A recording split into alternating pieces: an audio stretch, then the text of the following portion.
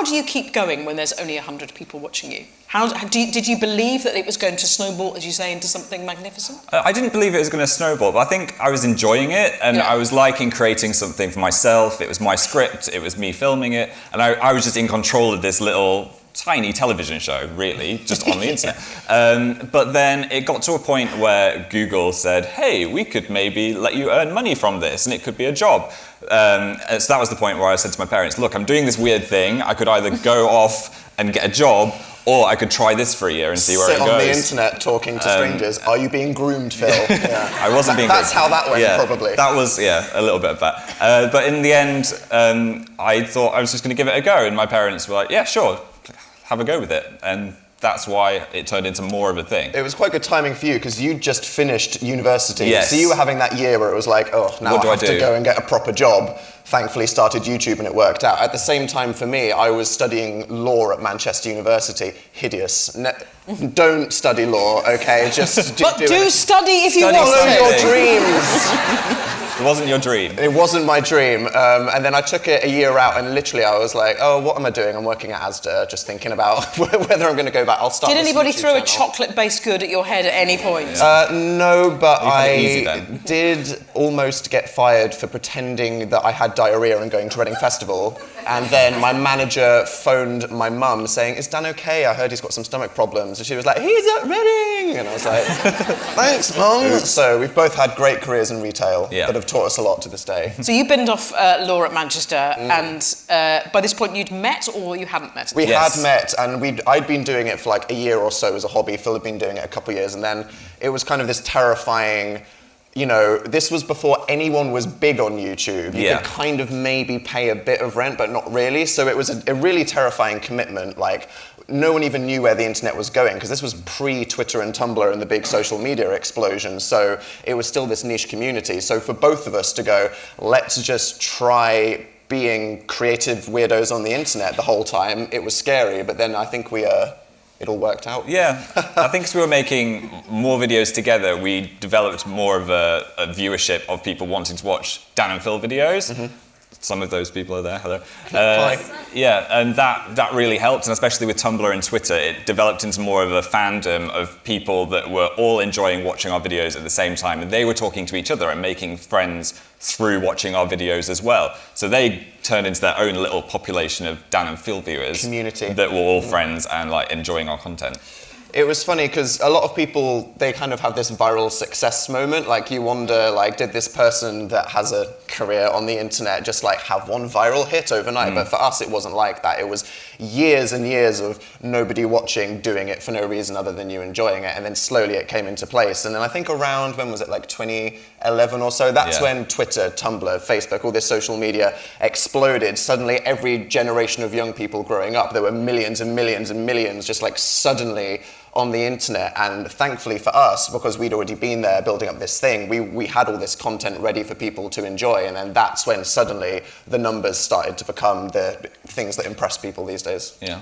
And that's where the revenue kicks in, because when you get the numbers, then people are interested and you can start making a living. Suddenly you can pay rent, So what is your creative process? How do you go about making your videos? I think a lot of it comes from real life experience. So if I have a situation where, for example, I got bitten by a squirrel. As a random example of something that could happen to someone. That's a solid video there, so I can make a whole video about that. But also, it's just thinking about something that I would want to watch personally, and like what would make me laugh. And then I can just put that on my channel, and hopefully people find that funny as well. I try not to think about what the audience want, but more about what I would enjoy making. And I think I've always kept that mindset, which I think is different from some creators that are like, what do my audience need to see? What do I need to make? But I think it's good to just do what you enjoy, and then it will come through the video as well. I mean, the funny thing about the internet and on YouTube is you can literally do whatever you want. There are no rules, there are no limits. Like, who are you, what are you interested in? You could make content about literally anything, which is kind of, you know, liberating, I can imagine, compared to the world of, you know, commissioners and producers and pitching something and it never going through. On the internet, it's just a complete free-flowing self-expression with no restrictions. But there's also kind of that terrifying, oh God, if I can do literally anything, what the hell am I going to do?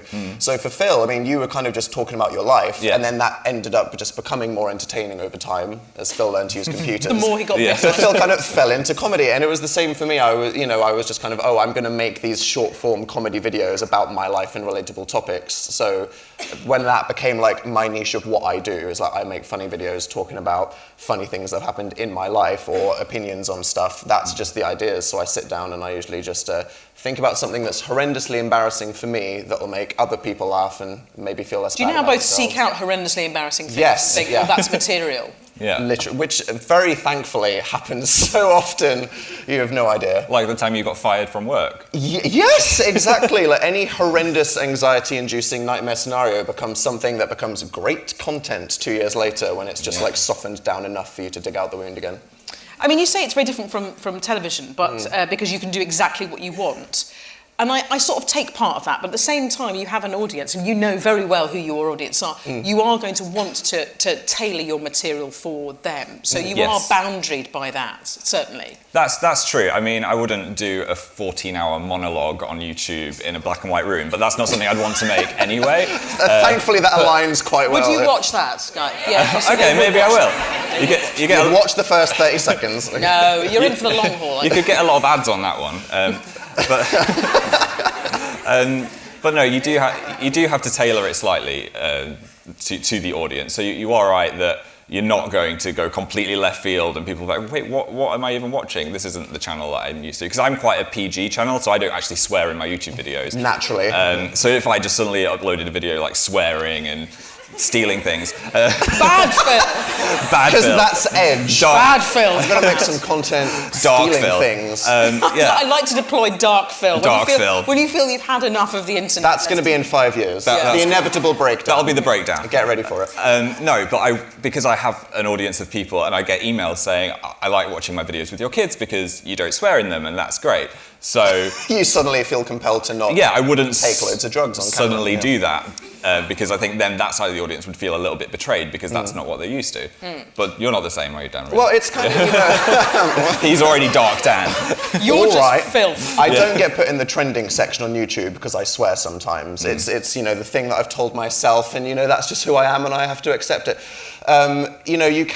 It's about thinking like you got to where you were because you were doing what you want to do rather than thinking about an audience and what people and what's going to get the most hits. So there are, you can tell when someone's just trying to kind of do what they think is going to get views or whatever's hot at the moment. But if you if you built an established audience and a following for your content because you were doing what you want to do, there's an element of, as long as you're being true to yourself, then clearly that's worked so far. I mean, occasionally you're going to do something that's really self-indulgent and horrible and people are going to be like, there was an attempt, but that's fine as long as you don't go in the 14-hour monologue route. It's interesting though because you can't do everything now because YouTube has a new system where they will remove adverts from controversial topics. Like if you're talking about some things in the news or other things like that, they can flag that and say no, you can't have ads on that. It will stay on the internet, but you won't make money from it. So let's talk about making money from it. I mean, you're talking about, you're saying that what you do is entirely up to you, but it is sculpted by revenue generation, isn't it? I mean, you guys have to earn a living, and ultimately, you're playing to an audience that's essentially not paying you directly, but investing in your future. Yes. I mean, it's go on. Well, yes. Yes. That's not the equal answer.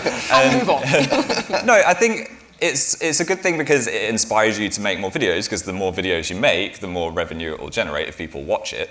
And then it's kind of a thing where if people are watching the videos, then you'll get we're quite lucky just because we have such a big audience, which means we don't have to compromise on the content itself that much because YouTube algorithmically, because Google want people to stay on the platform, they prioritize long content uploaded frequently because that's what keeps people sat on YouTube. So us who upload very short content, sometimes very infrequently, don't laugh. It's the complete opposite, but thankfully, because we have a big audience, that's okay. I mean, if we had a much smaller audience, we might not even be able to, make a living off YouTube because it's, as you can imagine from, like Jon Snow said, producing all this expensive content, putting it on Facebook, not getting anything back. There's that whole, the easier, the quicker, the cheaper, the longer the content, that's just how life works, when you're talking on the internet and keeping people people on websites. So if you want to say, no, I want to make this, you have to accept that you're not going to be as successful as someone that might be playing into whatever the most successful algorithm is. Yeah, but that's fine. It's also good that we've got a gaming channel now, because that's a lot. It's not easier content, but it's content that you can make more frequently, because you are literally just playing a video game and recording it. But we try and make it funny as well. But we could. I want your life. We could. I want to put a camera on me playing video games. You should. To be my life. I would watch it, Sue. It's all I do is scream. I scream. Whatever it is, I scream. Okay. Particularly with VR now, it's just me screaming and nobody wants to see that. There's still a lot of setup that goes into it, though. I mean, all the people I'm sure you've heard of, the PewDiePie and other people like him, just at this side of the room. But even then, it's very multi-talented. Like a YouTuber, they're not just someone that sits in front of a camera and talks. Because it's a completely independent discipline, really a YouTuber is someone that knows how to set up a camera, set up sound, set up lighting, get ready for something, script something, perform something, take it into a computer, edit it, do the processing, upload it to YouTube, market it, sustain an audience, and kind of live the PR responsible size, public face of the channel, as it were. So even someone that is a gamer on YouTube, they spend an entire day just producing one gaming video, and you might see 15 minutes of someone talking, playing Minecraft, but for them it's been 6 hours of every single discipline that goes into creating video entertainment rolled into one, and that's an uphill struggle. I mean, like, as you saw from those videos, it's looked so bad at the start for so long, it was just absolutely terrible. But it's really cool how, as technology has come on and people have learned to do things, and because you can go on YouTube, search a tutorial for everything, and before you know it, a 16-year-old could be a pro in using Final Cut X or something like that in 2 weeks. So it's really cool. Yeah.